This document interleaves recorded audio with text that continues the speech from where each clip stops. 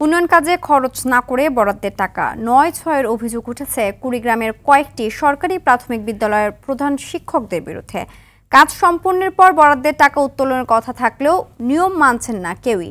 আগাম ভাউচারে টাকা তুলে নামমাত্র কাজ করে বাকি টাকা পুড়ছেন নিজ পকেটে। কুড়িগ্রাম উত্তর প্রতিনিধি আব্দুল কুদ্দুস চঞ্চলের তথ্যছবিতে জানাচ্ছেন মৌসুমী রহমান। দেয়ালে দেয়ালে খসে পড়ছে পলেস্তারা, অরক্ষিত সীমানা প্রাচীর, ভাঙাচোরা চেয়ার টেবিল, নেই সুপেয় পানির ব্যবস্থা। এমন চিত্র কুড়িগ্রামের ভুরুঙ্গামারী উপজেলার বিভিন্ন সরকারি প্রাথমিক বিদ্যালয়ে। যদিও প্রতিটি বিদ্যালয়ে সংস্কারের জন্য বরাদ্দ দিয়ে থাকে সরকার। নগদের কাছে সব গ্রাহকই প্রিয়, তাই তো সারা দেশে ক্যাশ আউট চার্জ সবচেয়ে কম। ৫ ব্লকে ২টা টয়লেট আছে, একটা খোলা একটা বন্ধ, মেয়েদেরটা বন্ধ ছেলেদেরটা খোলা। জানালা ভাঙা, দরজা ভাঙা। ক্ষুদ্র মেরামতের ২ লক্ষ টাকা, স্লিপের ৫০,০০০ টাকা এবং প্রাকের 10,০০০ টাকা বরাদ্দ পাইছেন, হেড স্যার পাইছেন।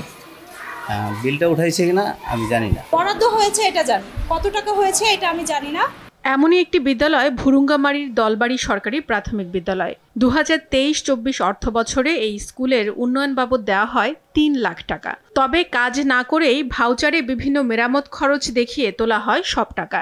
এই ঘটনার কোনো উত্তর দিতে পারেনি সম্প্রতি অবসরে যাওয়া স্কুলটির প্রধান শিক্ষক। আমাদের 3 ট্রাম পরীক্ষার মানে প্রশ্ন খাতাপত্র ইত্যাদি সবগুলো এখন স্লিপের মাধ্যমে।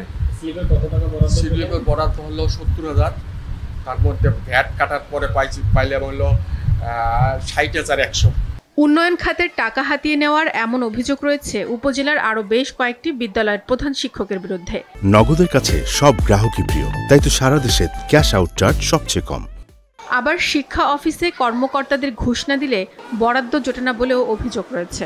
আমি দিয়ে নেই না কখনো, বুঝেন না, কিন্তু শোনা যায় না যে কত করে নিচ্ছে। যায় ৩,০০০, ৫,০০০, ২,০০০, যায় যে যেমন করে দিয়ে ম্যানেজ করতে পারে। বিষয়টি তদন্ত করে ব্যবস্থা নেওয়ার আশ্বাস দেন জেলা প্রাথমিক শিক্ষা কর্মকর্তা। সরেজমিনে দেখে আমরা নিশ্চিত হলে আমরা মন্তব্য করতে পারবো যে এটি আসলে যথাযথ খরচ হয়েছে না এখানে আত্মসাৎ হয়েছে। যে বিষয়টা খতিয়ে দেখে আমাদেরকে রিপোর্ট করলে আমরা সেই বিষয়ে প্রয়োজনীয় পদক্ষেপ গ্রহণ করব। স্কুলের উন্নয়ন বরাদ্দ তছনছকারী প্রধান শিক্ষকদের বিরুদ্ধে ব্যবস্থা দেখতে চান শিক্ষার্থী ও অভিভাবকরা। মৌসুমী রহমান, RTV।